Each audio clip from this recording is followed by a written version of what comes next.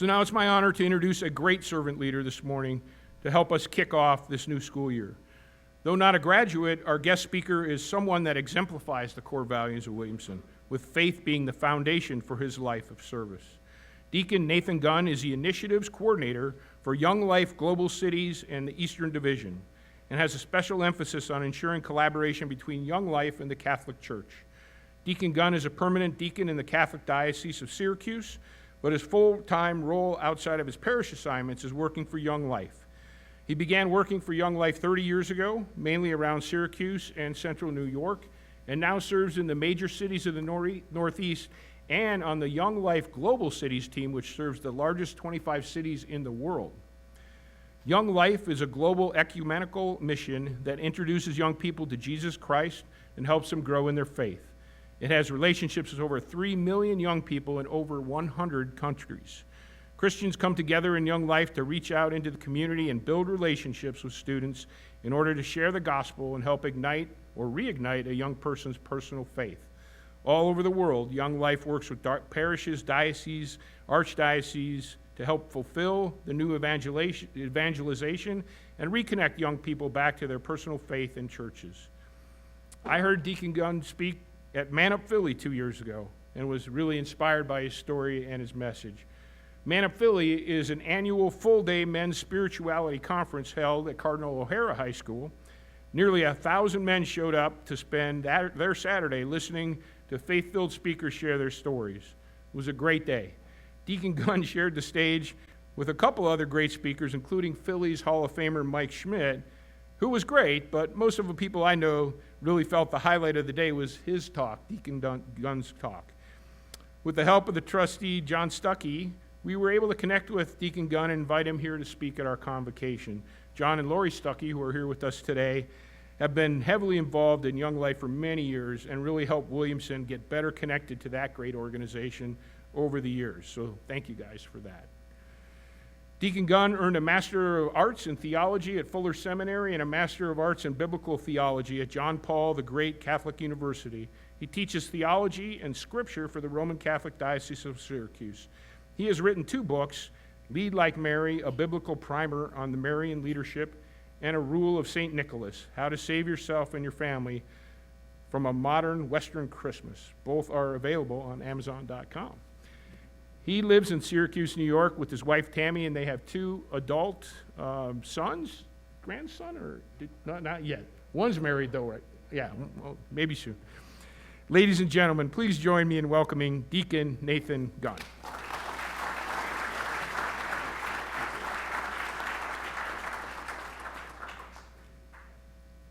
As you were talking, I was wondering who it was you were introducing. Gentlemen, if you may, I would like to start these reflections with the words of someone far wiser than me. Let's listen to what Jesus said at the end of his great address, the Sermon on the Mount. Matthew chapter 7, he says to people just like us, "Therefore, everyone who hears these words of mine and puts them into practice is like a wise man who built his house on the rock.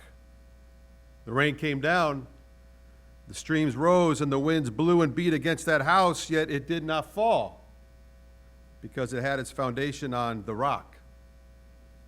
Everyone who hears these words of mine and does not put them into practice is like a foolish man who built his house on sand. The rain came down, the streams rose, the wind blew and beat against that house, and it fell with a great crash." Wise words. Jesus tells us to build our lives upon a rock. Interesting that Jesus would use a word picture, an image for our lives as a building project. We know that Jesus was familiar with the trades, as was mentioned. His papa, his daddy, was a carpenter, worked with stone in his hands and wood. Jesus also appears to know something about the weather, right? He's predicting it for us. The forecast is for rain, lots of it, and wind, and storms. It's coming. He tells us it's going to come. Streams are going to rise. Winds are going to blow and beat against that house. Now remember, that house is your lives, gentlemen. And as great as this year is going to be, I can tell you, as someone who's got a little bit, well, now they tell me my hair is white. I was going to say gray. I'm not as youthful, as handsome as you are when you look in the mirror. I can guarantee this. The weather report is it is going to rain. The streams are going to rise, and the wind is going to come. So Jesus is not cutting any corners. For me and my family, Jesus' words came true. And I'm not going to talk today, because I'm at a trade school, about when I found out that I had prostate cancer and it should have killed me. I'm not talking about that storm. I'm going to talk about a different one. This one hit me and my family on Monday, May 22nd, 2023, a day that looked just like today. You see, I've spent my whole life in service and in youth ministry, and it's a wonderful thing, it's fulfilling. When you do that, you don't make as much money as maybe your neighbor does. And so we had to kind of scratch and claw to get a house. But we got one in a beautiful little neighborhood, a sought-after neighborhood, a little arts and crafts bungalow, 1940. I actually found out it was a Sears kit house, right? Built for kind of the lower middle class that was emerging in the 40s. But Esther, God bless her, who had lived there for 50 years, hadn't touched it. So it was like 1960, which is why someone like me could afford it. Because nobody wanted to rip out that orange shag carpet and get rid of the octopus furnace. So I bought that house, though I couldn't afford it. And for 20 years, my wife, my sons, and I restored it. And we got it to be beautiful and glorious. And it looked like the day it was built. And it was our pride and joy. And on that morning, May 22nd, 2023, a beautiful day, my sons and I and my wife were at a different location in town, my in-laws' house, doing some yard work, and we got that horrible call to race home because your house is on fire. And as I got out of the neighborhood and I saw the thick black smoke, I knew it was gone. There's all kinds of different smoke that you become familiar with.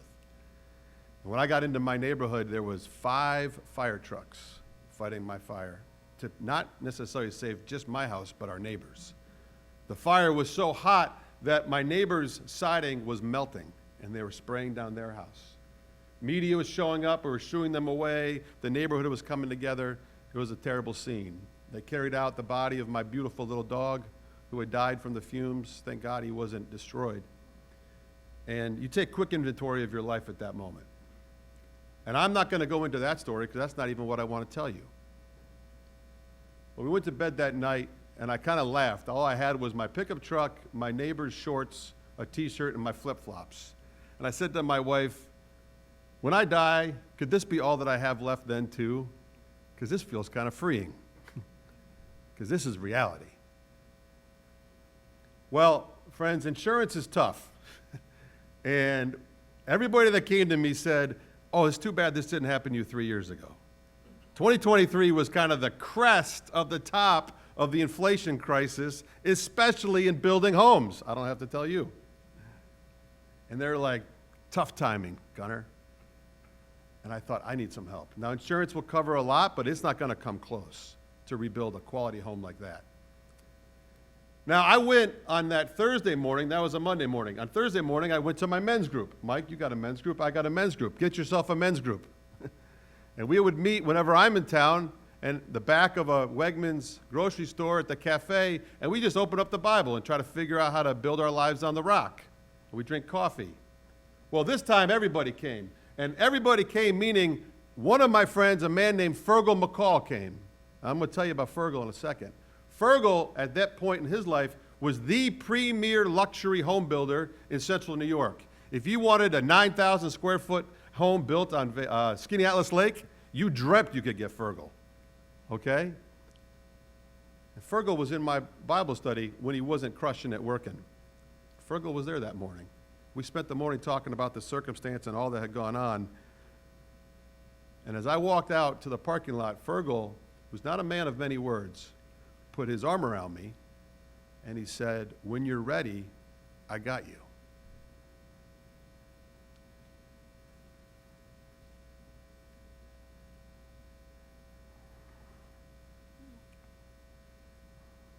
When you're ready, I got you. Look what Mr. Williamson said. God gave it to me to uplift the man and the boy next to me as far as I could reach. I went into that meeting as a man who owned a truck, some flip-flops, and some gym shorts.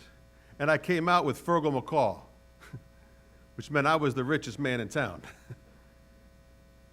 And true to his word, Fergal McCall built my house when I was ready. Now, Fergal McCall grew up, as I came to know, in Ireland, Northern Ireland, one of 9 kids in a row house. He told me his earliest childhood memory was sleeping in bed with 4 siblings and a British soldier with a flashlight and a machine gun waking him up and putting it at his head as the children were lined up to watch their daddy be hauled off for questioning in the midst of a civil war. Fergal dreamt of being an architect. But kids from outside of Belfast that are Irish and poor do not become architects in the United Kingdom. They don't even get certification papers. So at 16, Fergal landed in the Bronx to work with some nephews and uncles in carpentry. And he planned to work the summer, then go back and get his architecture degree. And he said on the last night riding the train back from doing his work, his uncle said, "Why would you go back to Ireland, son? You could become the greatest architect I ever met, but you're Irish and poor, so nobody in England wants a house from a poor Irish kid. Stay here and get paid to work." So Fergal stayed, 17 years old, and he worked the Bronx, and he worked Queens, and he worked the island, wherever they could get work. And eventually he got assigned to a project in Westchester. And eventually, because he's Fergal McCall and he grinded it out, he became a foreman building homes in Westchester. Now, Westchester's nice. You guys have the main line, the city's got Westchester. And he began to hone his craft, and he became expert. But then he met a little gal named Jen, and he fell in love. And Jen wanted to be a physician. So just as Fergal's career has taken off, they moved to upstate because Jen got into Syracuse to become a doctor. Fergal had to recreate it. He started building decks and doing additions and, doing renovations. But as Jen got to know the doctors of the community, Fergal started building homes for doctors.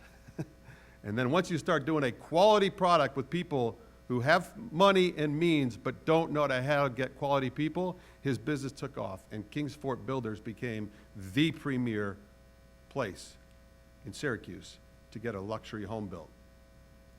To the point that when I would take deliveries at my house, 113 Ambergate Road, the delivery guy would say, "This is for Kings Fort Builder." I go, "Yeah." They go, "For Fergal McCall." I go, "Yeah." They go, "Who are you?"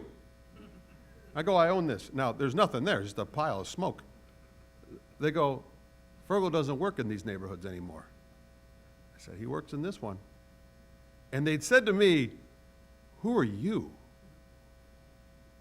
Why would he work for you?" Okay? Friends, Fergal McCall saved my family. And when I met Fergal, it means I met his guys who were his tradesmen, his subcontractors, right? The great thing, and you know this building homes, if you can keep your subs, you're gold. Because if they don't show up on your schedule to do quality work to your standards, it's over. But because of Fergal and the fact that he lived his life with integrity, with character, with resolve, that his word meant something, his subcontractors would never leave him. So I met Joe the electrician and John the plumber and Gim the framer, and the list went on. And to save money, I pitched in with my boys and my wife, and I worked alongside of them. And I remember being with Matt, who was a demolition specialist in the Army, and now he's building rafters in my ceiling of my roof, and it was complicated. And they were working, and they're working the math, and they're getting things together. And I'm telling you, when Fergal showed up on that site, they would freeze because Fergal was going to inspect their work. These tough men who knew what they were doing and knew their trades, they would stop and put the tools down and go, "Oh my gosh, Fergal's here." And he'd just walk around and he'd look, and if they passed the day, they couldn't believe it. Because Fergal built things with precision, with excellence, because it was his reputation that mattered even more than his skill. What Mike said is so profound, friends. This school can teach you skills. Anybody can teach you skills. But if you want to build your house on the rock, it's what's in here. And that's up to you. Character, resolve, perseverance, diligence, honesty, high standards. That's a Williamson man. That's why they want to hire you. They can get people who went to shop class. They can't get you because out there, you don't exist. That's what sets you apart. That's how you're going to build your life on the rock. I remember we made a deal. My sons and I were going to build the back deck. Somehow my wife and Fergal came up with a 462 square foot deck. All right? But because of the grade, it was 11 feet above the ground. And because it was Fergal McCall, we didn't build some cantilever deck, right? We built I was like, what is this thing? 6 by 6 rafters, triple beams. It was crazy. So we got our holes dug. Fergal liked them. I got cement in. Fergal liked them. My boys and I put up the posts. Fergal walked around. Now he's inspecting my work. He looks at it, and he goes, "Did you use a level?" I said, "Shut up, Fergal. Yeah, I used a level, but I'm a youth minister and a deacon. All right, I don't know how to build a deck." And he said, this is so funny, he says, "This is good enough. I'm going to keep you on this." And my one son said, "I didn't know that Fergal could fire you from working on your own house." And I said, my other kid goes, "He's Fergal McCall. He can fire anybody he wants." It's true. But we built that deck and Fergal approved it. I couldn't believe it. It was the happiest day of my life. I said to my wife, "This is unbelievable. I'm a contractor now. Fergal McCall likes my deck." Friends, Fergal McCall, especially as a young man, the rains came down. The streams rose. The winds beat against his house. One of the things we talked about when we were redoing the foundation and we were painting and scraping, told me about losing his dad, Jerry, who's a legend, to COVID. And Fergal had to give the eulogy. And he couldn't do it because of his emotions, because his dad, his hero, was gone. I want to inspire you today, young men. You don't know this because you're young, and it's okay. But you're going to know it soon. We were talking last night, Mark, Mike, a bunch of us, right? We were talking, a couple of the trustees. I can't imagine a bigger moment in history, a bigger opportunity than what the 97 of you are about to walk into in terms of who you are, the skills you have, the character that's been invested in you, and the opportunity and the needs in the world. You literally today could not make a dream big enough for what could happen. Literally. The need for what you possess is extraordinary and limitless. I was texting with Fergal this morning. He said, "Make sure to mention that I came out of a city in Europe with the highest rates of unemployment. I faced religious and political discrimination. I started this in the Bronx when I was 16 with $200. You guys have so much more than that. And you have a world that needs you. The only mistake you would make is by limiting what you think is possible. Listen, the rains are going to come. The streams are going to rise. The wind is going to blow. It's not personal, it's life. When that happens, you're going to find out if you built your house on the rock. If you built your house on the rock, you will stand. And as you stand, you will then lift up others. And you will become the men that a great society is built upon. If you somehow, I can't imagine how you would, but if you somehow fritter this away and you think that it's something else that's going on, and it's not about what happens inside of here and who you are, then it's going to be a big crash. But hear me out. It's coming. And you guys can crush it. And you can build the world. And you can own the world. It's coming. It's yours. But it's not the skills. It's the character. So my only challenge and question to you is this. Who are you building your life on? You build it on something else? It's coming, guys. I'm telling you. You build your life on Jesus, the world is yours. Not because it was easy, but because he was with you. Who do you think you could trust more than him?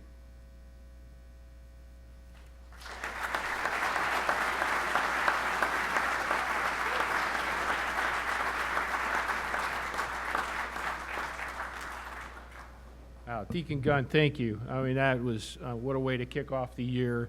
And, you know, he came all the way from New York, drove all the way yesterday to be here for you guys. So I hope you were paying attention, and that's an awesome, awesome message. Thank you. We do have a token of appreciation for you, if you would come back up, please. So, box with a compass. You know, we know what the compass, our compass in our life, has the Williamson engraved on here. And I think we had, the engraving is in here, I think, right?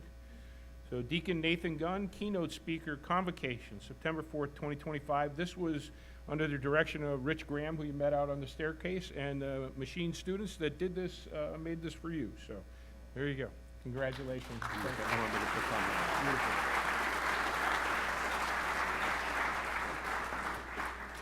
My grandfather, on my dad's side, owned land in western Massachusetts, and he was a lumberman. And one of the things I picked up from him was a compass. One of the only things I have from my grandfather. But it melted in the fire. So that's why I'm still touched, Mike. Because when you build your life upon the rock, you get back more than what you lose. And so this is very meaningful to me, Mike. Thank you. Thank you very much.